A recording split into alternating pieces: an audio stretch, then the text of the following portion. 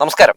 Kerala news 60 വാർത്തകൾ നിങ്ങൾ ആദ്യമായിട്ടാണ് കാണുന്നതെങ്കിൽ ഞങ്ങളുടെ ചാനൽ സബ്സ്ക്രൈബ് ചെയ്യാൻ മറക്കണ്ട. ബെല്ലൈക്കണിൽ ക്ലിക്ക് ചെയ്താൽ മാത്രമാണ് ഞങ്ങളുടെ വാർത്തകളൊക്കെ നിങ്ങൾക്ക് ലൈവായിട്ട് ലഭിക്കുകയുള്ളൂ. ലൈക്ക് ചെയ്യാനും ഷെയർ ചെയ്യാനും നിങ്ങളുടെ വിലപ്പെട്ട അഭിപ്രായം കമന്റ് ബോക്സിൽ രേഖപ്പെടുത്താനും മറന്നു പോകരുത്. ഇന്ന് പറഞ്ഞു വരുന്നത് ദേശാഭിമാനി പത്രത്തെ പറ്റിയാണ്. ദേശാഭിമാനി പത്രത്തിൽ 3-ാം ദിവസവും ആനാട് ശശിയുമായി ബന്ധപ്പെട്ടിട്ടുള്ള വാർത്ത വളരെ പ്രാധാന്യത്തോടെ റിപ്പോർട്ട് ചെയ്യുന്നു എന്നുള്ളതാണ്. ആരാണ് ആനാട് ശശി? ആനാട് ശശിക്ക് എന്താണ് സംഭവിച്ചത്? ആനാട് ശശി മലയാള മനോരമയുടെ ലേഖകനായിരുന്നു. അദ്ദേഹം ആത്മഹത്യ ചെയ്തു. മുണ്ടേല രാജീവ് ഗാന്ധി സഹകരണ സംഘത്തിൽ 1.62 കോടി രൂപ അദ്ദേഹം നിക്ഷേപിച്ചു. ആ പൈസ കിട്ടിയില്ല. അങ്ങനെ മനം നൊന്ത് അവസാനം അദ്ദേഹം ആത്മഹത്യ ചെയ്യുകയായിരുന്നു. ആത്മഹത്യയുമായി ബന്ധപ്പെട്ടുകൊണ്ട് മലയാള മനോരമ ലേഖകൻ ആത്മഹത്യ ചെയ്തു എന്നൊരു വാർത്ത പോലും കൊടുത്തില്ല. നിക്ഷേപകൻ എന്നായിരുന്നു ആ വാർത്തയുടെ തലക്കെട്ടായിട്ട് മനോരമ കൊടുത്തത്. മലയാള മനോരമ ലേഖകനെ ആത്മഹത്യയിലേക്ക് തള്ളിവിട്ടത് ആരാണ്? കോൺഗ്രസ് നേതാക്കളാണ്. രാജീവ് ഗാന്ധി സഹകരണ സംഘമാണ്. അപ്പൊ കോൺഗ്രസിന്റെ നേതൃത്വത്തിലുള്ള ഒരു ബാങ്ക്, ആ നേതാക്കളൊക്കെ ആത്മഹത്യയിലേക്ക് മലയാള മനോരമയിലെ ഒരു ലേഖകനെ തള്ളിവിടുമ്പോഴും അവർ ആർക്കൊപ്പമാണ്? മലയാള മനോരമ കോൺഗ്രസ് നേതാക്കൾക്കൊപ്പമാണ്. ആ വിഷയവുമായി ബന്ധപ്പെട്ടുകൊണ്ട് നിങ്ങൾ എവിടെയെങ്കിലും മലയാള മനോരമ ദിനപത്രമോ അല്ലെങ്കിൽ മലയാള മനോരമ ന്യൂസോ വളരെ പ്രാധാന്യത്തോടെ ഒരു വാർത്ത കൊടുത്ത് നിങ്ങൾ കണ്ടോ?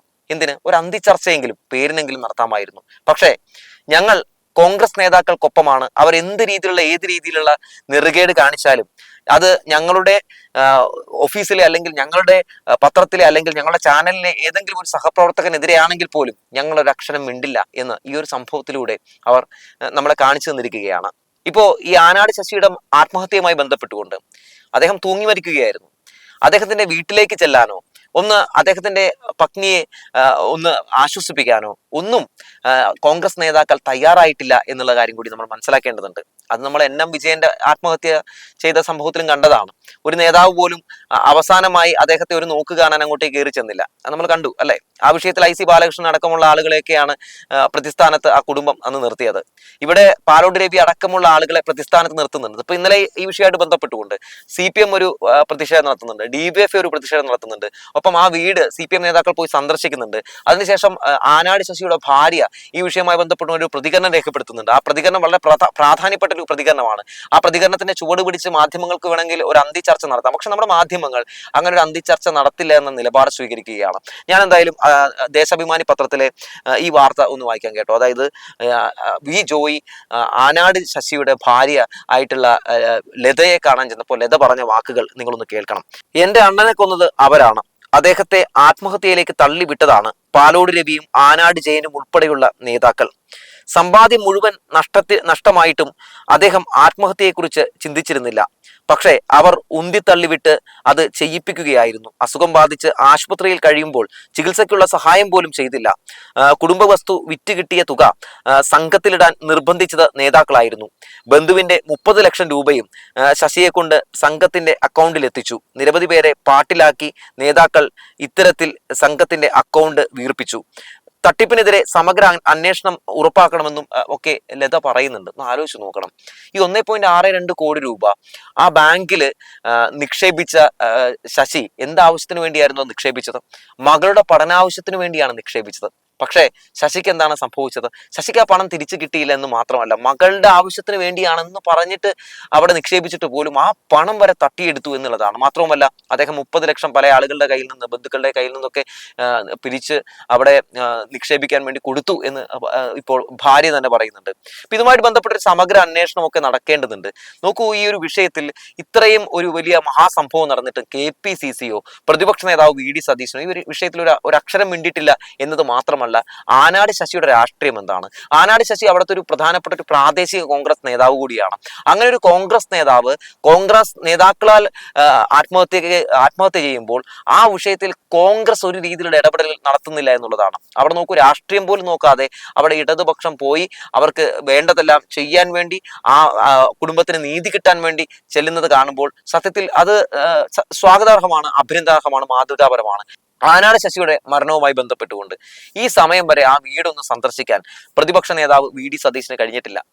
ഈ സമയം വരെ മനോരമയുടെ ഒരു മാധ്യമ പ്രവർത്തകന് സണ്ണി ജോസഫിനോടോ അല്ലെങ്കിൽ പ്രതിപക്ഷ നേതാവ് VD സതീശനോടോ ഈ വിഷയവുമായി ബന്ധപ്പെട്ട ഒരു ചോദ്യം പോലും ചോദിക്കാൻ കഴിഞ്ഞിട്ടില്ല എന്നതും ഒരു പ്രധാനപ്പെട്ട നമ്മൾ കാണേണ്ട ഒരു വസ്തുതയാണ്. ഇതാണോ മാധ്യമ പ്രവർത്തനം? ഒരു തെളിവുമില്ലാത്തതിന്റെ പേരിൽ ആരെങ്കിലുമൊക്കെ ഏതെങ്കിലും ഒരു വിഷയത്തിൽ ആരോപണം ഇടതുപക്ഷത്തിനെതിരെ ഉന്നയിച്ചാൽ ചോദ്യം ചോദിക്കാനും അന്തിച്ചർച്ച നടത്താനും എന്ത് ശുഷ്കാന്തിയാണ് നമ്മുടെ മാധ്യമ പ്രവർത്തകർക്ക്. സ്വന്തം സഹപ്രവർത്തകനാണ് ഇവിടെ ആത്മഹത്യ ചെയ്തിട്ടുള്ളത്. അങ്ങനെ ഒരു മാധ്യമ സഹപ്രവർത്തകൻ ആത്മഹത്യ ചെയ്യുമ്പോൾ ആ വിഷയവുമായി ബന്ധപ്പെട്ടുകൊണ്ട് ഒരു ഇടപെടലും നടത്താത്ത എന്തായാലും മാധ്യമ സംഘടനകളെയും മാധ്യമ പ്രവർത്തകരെയും ഒക്കെ ഈ നിമിഷത്തിൽ നമ്മൾ കാണാതെ പോയിക്കൂടാ എന്ന് പറഞ്ഞു വെക്കുകയാണ്. മാത്രവുമല്ല, ഈ സംഭവവുമായി ബന്ധപ്പെട്ട് നമ്മൾ മനസ്സിലാക്കേണ്ട ചില വസ്തുതകൾ കൂടിയുണ്ട്. ഈ തട്ടിപ്പ് എന്ന് പറയുന്ന കാര്യം കോൺഗ്രസിന്റെ ഒരു മുഖമുദ്രയായി മാറുന്ന കാഴ്ചയാണ് നമ്മൾ കാണുന്നത്. വയനാട് ദുരന്തബാധിതർക്ക് വേണ്ടി പിരിച്ച തുക ഇവിടെ പോയി.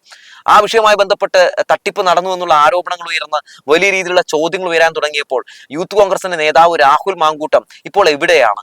അദ്ദേഹം മാധ്യമ പ്രവർത്തകരെ കാണുന്നുണ്ടോ? ആ വിഷയവുമായി ബന്ധപ്പെട്ട ഒരു പ്രതികരണം രേഖപ്പെടുത്തുന്നുണ്ടോ? കോൺഗ്രസ് പിരിച്ച പൈസ എവിടെ പോയി? ലീഗ് പിരിച്ച പൈസ എവിടെ പോയി? ഈ വിഷയവുമായി ബന്ധപ്പെട്ടിട്ടുള്ള ചോദ്യങ്ങളൊക്കെ ഉയരുമ്പോൾ എവിടെയാണ് ഇവരൊക്കെ? ഇവരൊന്നും ഒന്നിനും ഒരു മറുപടി കൊടുക്കുന്നില്ല എന്നുള്ളതാണ്. എന്നാൽ നിരവധി ആരോപണങ്ങൾ ഉയരുമ്പോഴും ഇടതുപക്ഷം അവർക്ക് ചെയ്യാനുള്ളതെല്ലാം ചെയ്ത് അവർ മുന്നോട്ട് പോകുന്നു. അതുകൊണ്ടാണ് ഇടതുപക്ഷം ഇനിയും അധികാരത്തിൽ വരും എന്ന് ഉറപ്പിച്ചു പറയുന്നത്. എന്നാൽ ഇവിടെ എന്താണ് സംഭവിക്കുന്നത്? ഇവിടെ പ്രതിപക്ഷം ഇടപെടലുകൾ നടത്തുന്നില്ല എന്ന് മാത്രമല്ല, വലതുപക്ഷ മാധ്യമങ്ങൾ പോലും എത്രത്തോളം വിധേയരാണ് കോൺഗ്രസിന്റെ മുമ്പിൽ എന്ന വസ്തുതകൾ കൂടി ഇവിടെ ചൂണ്ടിക്കാണിക്കപ്പെടുകയാണ്.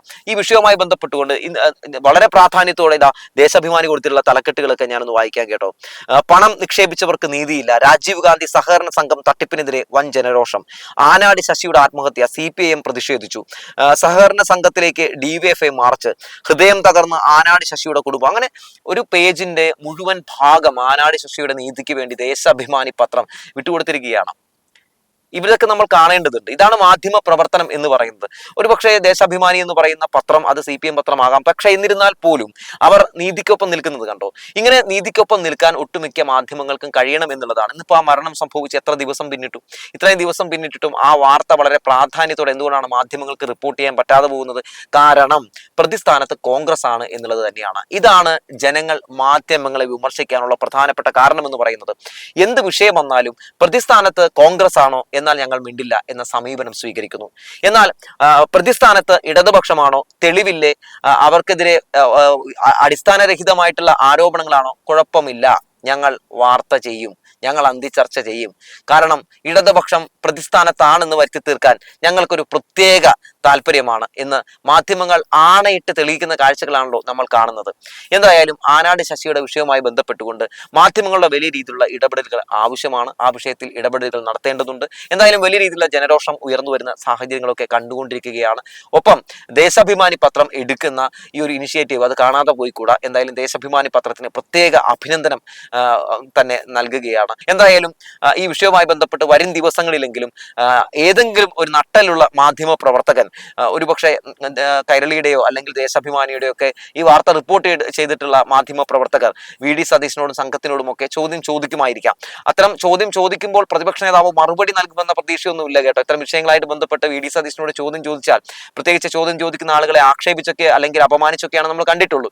നോ കമന്റ്സ് ഇതും പറഞ്ഞാണ് നമ്മൾ കേട്ടിട്ടുള്ളൂ. എന്തായാലും ആരെങ്കിലും ഒരാൾ ഒരു ചോദ്യം പേരിനെങ്കിലും ചോദിക്കുന്നത് നല്ലതായിരിക്കും. ആ കുടുംബത്തിന് അത് വലിയ ഒരു മാധ്യമ പ്രവർത്തന മേഖലയിൽ സഹപ്രവർത്തകർക്കൊക്കെ കുറച്ചെങ്കിലും കമ്മിറ്റ്മെന്റ്സ് അന്തരിച്ച അദ്ദേഹത്തിനോട് ഉണ്ട് എന്നൊരു തോന്നൽ ഉണ്ടാക്കാനെങ്കിലും ഉപകരിക്കും എന്ന് പറഞ്ഞു വെച്ചുകൊണ്ട് നിർത്തുകയാണ്.